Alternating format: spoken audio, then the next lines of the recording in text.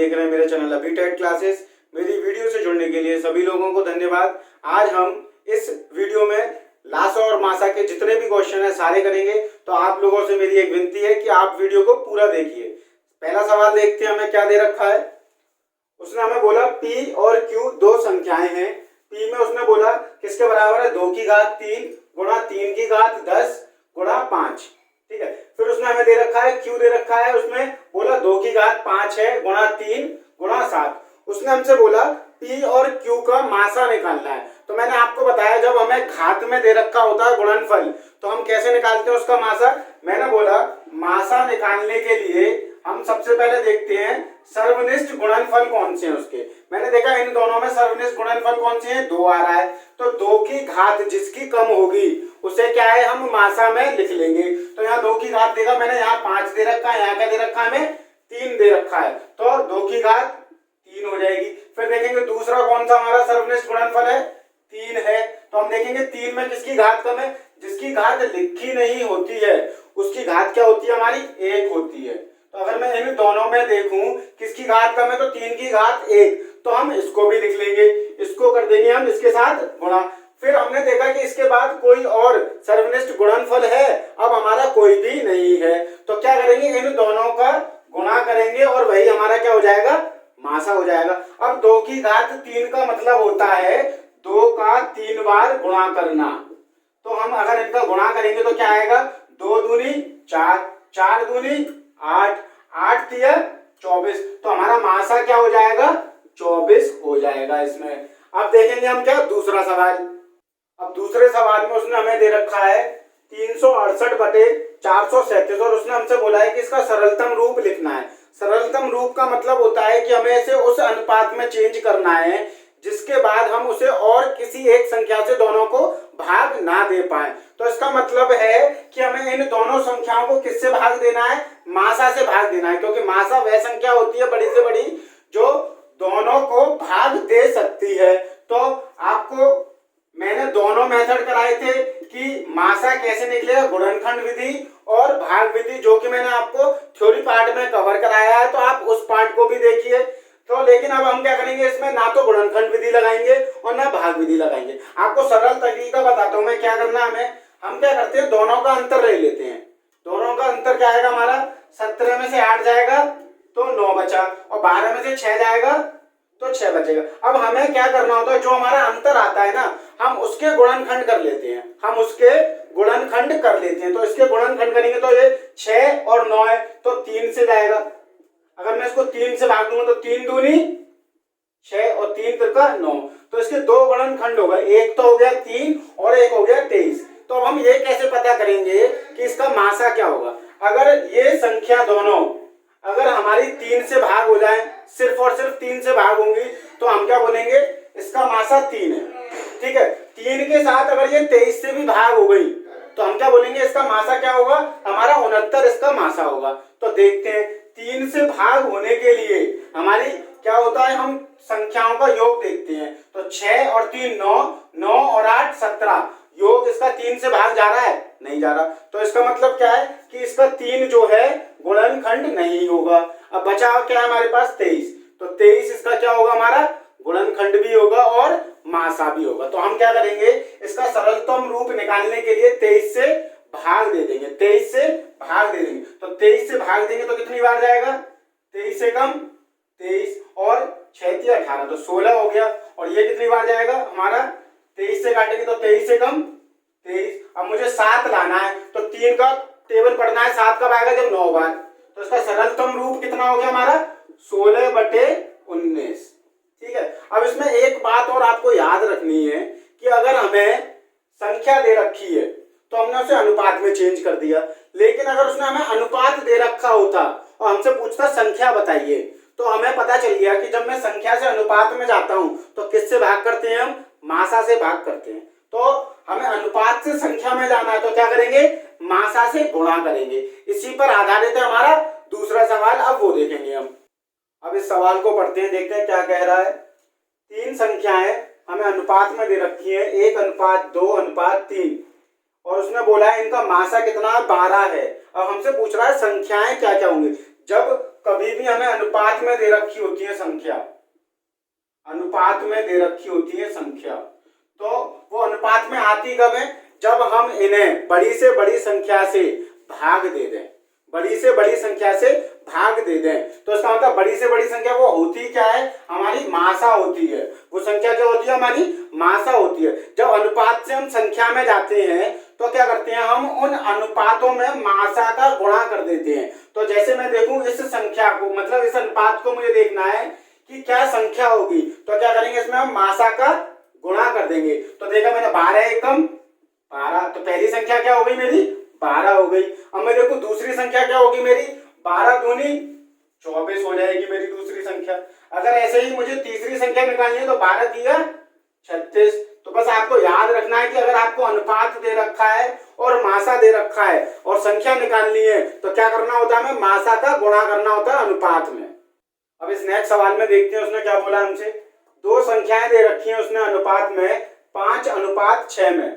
यदि इनका मासा उसने हमें दे रखा है 4 हो तो वो हमसे पूछ रहा है कि इसका लासा क्या होगा। तो याद रखेंगे जब हमें अनुपात दे रखा हो और मासा दे रखा हो तो लासा कैसे निकालते हैं, हमारा लासा होगा फिर अनुपातों का गुणा, जो भी अनुपात दे रखे हैं, मतलब 5:6 और फिर जो हमारा मासा दे रखा है उसका भी क्या करेंगे, हम गुणा कर देंगे। तो कितना हो जाएगा, 6 पंजे 30 और 30 का गुणा 4 से करेंगे तो कितना हो जाएगा, 120 हो जाएगा।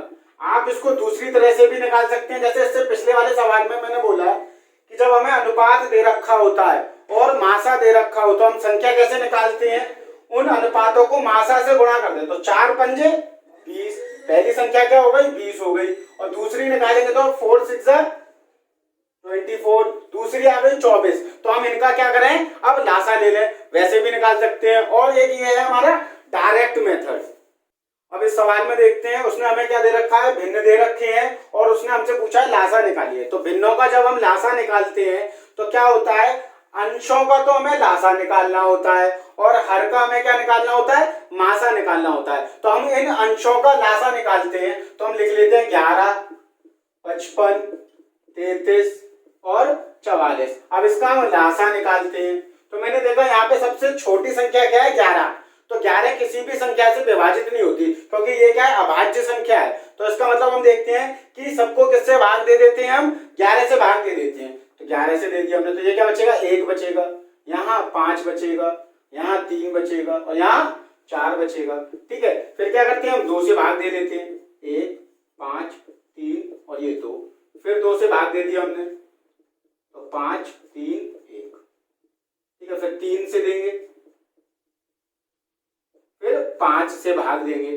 तो ये क्या आ गया, हमारे गुणनखंड आ गए इन अंशों के जब हम लासा ले रहे थे। तो लासा लेते तो क्या करते हैं, जो भी हमारे गुणनखंड आते हैं उनका क्या करते हैं, हम गुणा कर देते हैं। तो हमारा लासा क्या निकल के आ जाएगा, 11 गुणा 2 गुणा 2 गुणा 3 गुणा 5। तो ये कितना हो गया हमारा, 660। तो हमारा अगर मैंने देखा कि अंशों का हम जब लासा ले रहे हैं तो कितना हो गया, 660 हो गया। अब हमें क्या करना है, हर का क्या लेना है, हमें हर का हमें मासा लेना है। अगर मैं देखूं इस 14 को मैं कैसे लिख सकता हूं, 7 दूनी 14, ये मैंने यही गुणनखंड करके लिख ली है। अगर मैं देखूं इसको कैसे लिख सकते हैं हम, 7 छिक्के 42। तो 6 को हम कैसे लिखेंगे, ऐसे करके। ठीक है, ये क्या होता है, 7 पंजे 35 और ये 7 नब्बे 63। अब आपको मालूम है जब हम मासा लेते हैं तो क्या करते हैं, सर्वनिष्ठ गुणनखंड देखते हैं। तो हमने देखा सब में इसमें 7 आ रहा है, इसमें 7 आ रहा है, इसमें 7 आ रहा है, इसमें 7 आ रहा है। तो इसका मतलब 7 क्या है, हमारा मासा हो सकता है। उसके बाद देखेंगे और क्या हमारा क्या है कॉमन, 2 2 इसमें नहीं है, इसमें नहीं है, तो इसका मतलब हम 2 को नहीं लिखेंगे। फिर मैंने देखा तो अब क्या है, सिर्फ और सिर्फ इसका क्या होगा, 7 होगा। तो अगर हम देखें इस भिन्न का, अगर हमें इन भिन्नों का लासा निकालना है तो हमने क्या करा, अंशों का लासा ले लिया और हर का क्या लेना था, हमें मासा लेना था, तो हमने ले लिया मासा। तो ये मेरा क्या हो जाएगा, उत्तर हो जाएगा। अब इस सवाल में हमें क्या है, दशमलव का निकालना, हमें दशमलव भिन्नों का मासा निकालना। तो क्या करेंगे, हम इन दशमलव को भिन्नों में चेंज कर लेंगे। तो अगर हम दशमलव हटाते हैं, तो दशमलव के बाद देखते हैं कितनी संख्याएं दे रखी हैं। हमें 2 संख्या दे रखी हैं, तो कितने जीरो आएंगे? 2 जीरो आएंगे। ठीक है, यहाँ हमें दशमलव के बाद 1 दे रखी है संख्या, तो 1 जीरो आएगा। यहाँ कुछ भी नहीं तो हम 1 लिख लेते हैं। अब क्या हो गया, ये भिन्न की तरह चेंज हो गया। तो मैंने बोला जब हमें भिन्न का मासा निकालना होगा तो क्या करेंगे, अंशों का मासा निकालेंगे और हर का क्या निकालेंगे, लासा निकालेंगे। तो सबसे पहले इनको काट लेते हैं, छोटा बना लेते हैं हम। तो ये 25 से कितनी बार जाएगा, 25 सत्ते 175 और 25 चौक 100 हो जाएगा। इसको काट लेते हैं 2 से, तो ये कितना हो गया, 5 हो गया और 28 हो गया। तो अब हम इन भिन्नों को यहां लिख लेते हैं, 7/4, 28/5 और 7/1। ठीक है, तो हमें अंशों का क्या लेना है, मासा लेना है। तो अब ये देखिए, हम इस 28 के अगर हमें गुणनखंड लिखनी है तो कैसे लिखेंगे, 7 चौक 28। तो ये हो गया हमारा 7 चौक 28। अब मासा में मैंने आपको बताया है जो हमारे सर्वनिष्ठ गुणनखंड होंगे हम उन्हें लिखेंगे। तो इनमें कौन सा सर्वनिष्ठ गुणनखंड है, तो आप बोलोगे 7 है, इसका बिल्कुल सही। तो हम 7 लिख लेंगे। ठीक है, अब मैं इनका मुझे क्या लेना है, हर का लासा लेना है। तो लासा लेंगे इनका 4 और 5 में मैंने देखा कि 4 को हम लिख लेते हैं 2 दूनी 2। ठीक है, अब अगर मुझे इसका लासा लेना है तो 4 और 5, 4 पंजे क्या हो जाएगा, 20। तो ये मेरा क्या हो गया, भिन्न दशमलव भिन्नों का मासा हो गया। बस आपको याद रखना है, दशमलव दे रखा है तो दशमलव को हटा के 0 लगा लो और फिर इसको भिन्नों की तरह कर दो। बहुत ही महत्वपूर्ण सवाल है ये। इसमें उसने बोला हमसे 2 संख्याओं का लासा हमें दे रखा है 1920 तथा मासा दे रखा है हमें 16 और एक संख्या दे रखी है 128 और दूसरी संख्या पूछ रहा है। तो इससे पहले हमें इसका सूत्र मालूम होना चाहिए। तो सूत्र क्या होता है हमारा, मासा का गुणा हमारा लासा से और दोनों संख्याओं का गुणा। ठीक है, अब इसमें देखते हैं हमें क्या क्या दे रखा है। अब उसने हमें क्या दे रखा है, मासा दे रखा है, तो मासा लिख देंगे 16। उसने हमें लासा दे रखा है तो लासा को भी यहाँ से वहां से उठा के यहाँ रख देंगे। एक संख्या दे रखी है, उसने कितनी दे रखी है, 128 और दूसरी पूछी है उसने। अब क्या करेंगे, ये 128 हमारा कहाँ आ जाएगा, इधर भाग में आ जाएगा। तो बस हमें 128 से भाग देना है, तो दे देते हैं। मैंने देखा 16 एकम 16, तो 16 का पाड़ा पढ़ेंगे 8 बार तो कितनी बार कट जाएगा, 128। अब 8 का पाड़ा पढ़ना हमें बस, तो 8 का पाड़ा पढ़ा हमने, 8 दूनी 16, 3 बचता, 8 चौक 32, 0। तो दूसरी संख्या हमारी क्या आ गई, 240। बस आपको ये वाला सूत्र नोट बना के कॉपी में लिख लेना है और याद कर लेना है इसको। अब इस सवाल में उसने बोला हमसे 2 संख्याओं के मासा तथा लासा हमें दे रखे हैं, क्या क्या है, 12 और 72। यदि इन संख्याओं का योग, अब उसने क्या है, हमें अनुपात नहीं दे रखा। अब क्या बोला, उन दोनों संख्याओं का योग कितना है, 60 है। तो वो हमसे पूछना चाह रहा है छोटी से छोटी संख्या क्या होगी उनमें। ठीक है, तो आपको याद रखना है जब भी हमें मासा दे रखा हो तो वो संख्याएं क्या होंगी। तो हम क्या मान लेते हैं, हमारी संख्या होगी, एक होगी 12x और दूसरी क्या होगी हमारी 12y। ये 2 हमारी क्या हो गई, संख्या हो गई। ठीक है, मैंने अभी आपको बताया था जब हमें 2 संख्या दे रखी हैं, अगर मैं इनका लासा निकालूं तो लासा क्या होता है, इन दोनों में जो भी हमारे सर्वनिष्ठ गुणनखंड होंगे, तो सर्वनिष्ठ देखूं तो दोनों में क्या कॉमन है, 12। उसके बाद हमारा जो भी बचता है हम उसका भी क्या करते हैं, गुणा करके लिख देते हैं। तो मैंने देखा 12 अगर मैंने यहाँ लिख लिया तो यहाँ क्या बचेगा, मेरा x बचेगा और यहाँ क्या बचेगा, मेरा y। तो ये मेरा क्या होगा, लासा होगा। ये मेरा क्या होगा, लासा होगा। फिर एक बार बता देता हूं, जब हमें मासा दे रखा हो तो संख्याएं क्या होती हैं, तो हम संख्याओं को क्या करते हैं, 12x लिख लेंगे और दूसरी संख्या होगी 12y। अगर मुझे निकालना है लासा, तो लासा में हम क्या करते हैं, जो भी दोनों में सेम होता है, जो भी कॉमन होता है उसको हम यहाँ लिख लेते हैं। तो हमने लिख लिया 12 को यहाँ पर। अब मैंने देखा यहाँ पर रह क्या गया, x और y, इन दोनों का भी क्या करेंगे, हम गुणा कर देंगे। तो ये हमारा क्या निकल के आया, ये हमारा निकल के आया है लासा, जो कि हमें दे रखा है कितना है, 72 है। ठीक है, ये 72 लिख लिया। फिर हमने 12 से इसको काट दिया तो मैंने देखा x और y की वैल्यू मेरी क्या हो गई, 6 हो गई। तो अब हमें याद रखना है कि x और y 2 ऐसी वैल्यू होंगी जिसको हम किसी भी एक संख्या से भाग नहीं देंगे। ठीक है, तो मैंने देखा 6 के अगर मैं गुणनखंड करता हूं तो क्या आएंगे 2 और 3 आएंगे, और क्या आएगा 6 और 1 आएगा, और कोई इसके गुणनखंड नहीं होंगे। ठीक है, तो हमने मान लिया कि x मेरा क्या है 2 है, इसे y भी मान सकते हैं, उसमें कोई दिक्कत नहीं है। ठीक है, x मेरा हो गया 2 और y हो गया 3। हाँ, कुछ बच्चों के दिमाग में चल रहा होगा कि मैंने 2 गुणा 3 मान लिया, मैं इसको मान लूं 3 गुणा 2, ये एक ही बात है। ठीक है, तो हमने 2 और 3, तो मैंने मान लिया x मेरा कितना है 2, y मेरा कितना है 3, और फिर मैंने इसको मान लिया, या फिर मेरा x हो सकता है 6 और y हो सकता है 1। अगर मैंने देखा x मेरा 6 है तो संख्या कितनी होगी मेरी 12 है, मतलब 12 छिक्के 72 हो जाएगी एक संख्या, और दूसरी कितनी हो जाएगी मेरी 12 एकम 12। लेकिन उसने बोला जब हम संख्याओं का योग करते हैं तो कितना निकल के आता है 60 निकल के आता है, तो इसका मतलब 6 और 1 नहीं हो सकता। अब हमने 2 और 3 रखा, तो मैंने देखा 12 दूनी 24, और दूसरी मैंने रखा 3 y की जगह, तो 12 तिया 36। अब मैं इन दोनों का योग करूंगा तो क्या आया 60 आ गया, तो इसका मतलब 2 और 3 मेरे क्या होगा इस 6 के गुणनखंड हो गए। अब वो छोटी संख्या उसने पूछी तो इसमें छोटी संख्या मेरी क्या होगी 24, तो 24 मेरा क्या हो जाएगा इस क्वेश्चन का उत्तर हो जाएगा। अब ये वाला सवाल पढ़ते हैं, वह न्यूनतम पूर्ण वर्ग संख्या क्या होगी जो 12, 15 तथा 25 से पूर्णतः विभक्त हो जाए।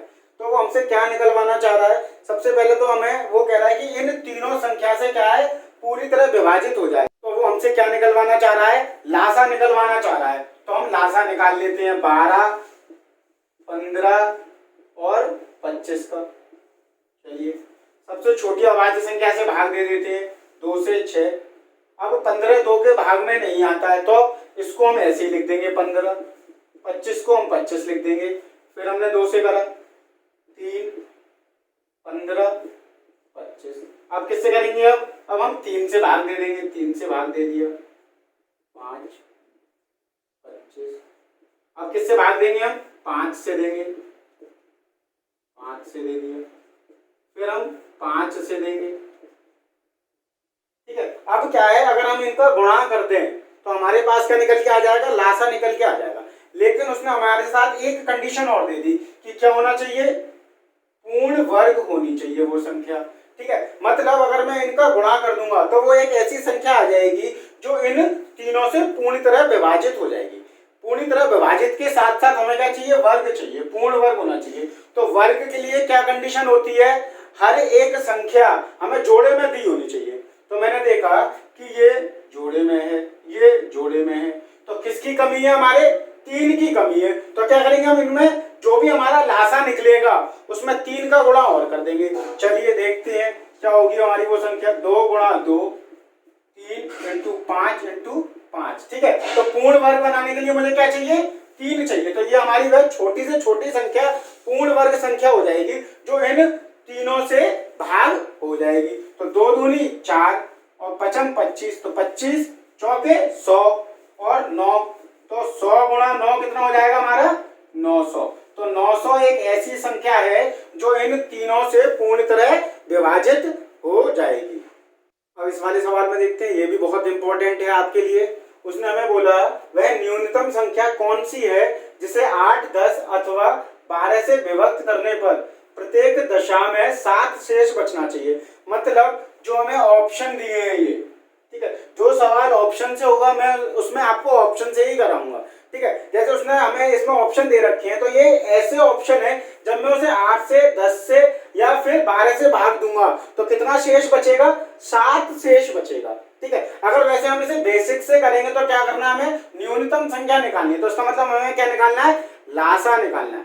जो भी मेरा लासा आ जाएगा, तो लासा क्या होता है जो पूरी तरह विभक्त हो जाए, बट लेकिन उसने बोला कितना शेष बचना चाहिए 7। तो हम जो भी हमारा लासा आएगा उसमें क्या करेंगे, हम 7 जोड़ देंगे। लेकिन इसे हम ऑप्शन के थ्रू करेंगे तो हम क्या करते हैं, जो शेष बच रहा है हम उसको माइनस कर लेते हैं सब में से। ठीक है, सब में से हमने 7 माइनस कर दिया। ये जब बड़े बड़े क्वेश्चन आएंगे ना आपको बहुत फायदा देगा ये वाली ट्रिक। ठीक है, तो हमने लिख लिया कितना आएगा 120, ये कितनी आएगी 130, ये कितना हो गया 170, ये 260। अब देखेंगे हम कि हमें किससे भाग देना, 8 से 10 से और 12 से।